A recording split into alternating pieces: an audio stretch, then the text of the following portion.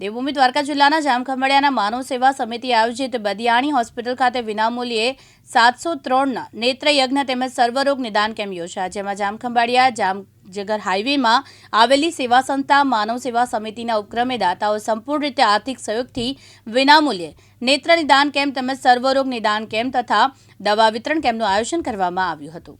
આજ રોજ માનવ સેવા સમિતિના ઉપક્રમે અમારા ટ્રસ્ટી ભાઈ શ્રી નાથાલાલભાઈ લીલાધરભાઈ બદિયાણીના આર્થિક સહયોગથી તેઓના સ્વર્ગસ્થ માતૃશ્રી દમયંતીબેન લીલાધર બદિયાણીના સ્મરણાર્થે તેમના સંપૂર્ણ આર્થિક સહયોગથી વિનામૂલ્યે નેત્ર નિદાન સારવાર શસ્ત્રક્રિયા તેમજ સર્વરોગ નિદાન સારવાર દવા વિતરણ કેમ્પનું આયોજન કરવામાં આવેલ છે। દરેક મહિને અમે 2 કેમ્પનું આયોજન બીજા રવિવારે અને મહિનાના છેલ્લા રવિવારે એ વિનામૂલ્યે આયોજન અમે દાતાશ્રીઓના સહકારથી અને હોસ્પિટલ દ્વારા કરી રહ્યા છીએ। આજે પણ ખૂબ જ સારો પ્રતિસાદ છે।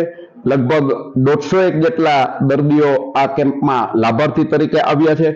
દરેકને તપાસી અને દવા ટીપા આપેલ છે, તેમજ 35 જેટલા જરૂરિયાતમંદ દર્દીઓ જે ઓપરેશનને લાયક છે તેઓને આજે જ બસ દ્વારા વિરનગર લઈ જઈ આવતીકાલે ઓપરેશન કરી અને પરમ દિવસે મંગળવારે પરત લઈ આવવામાં આવશે।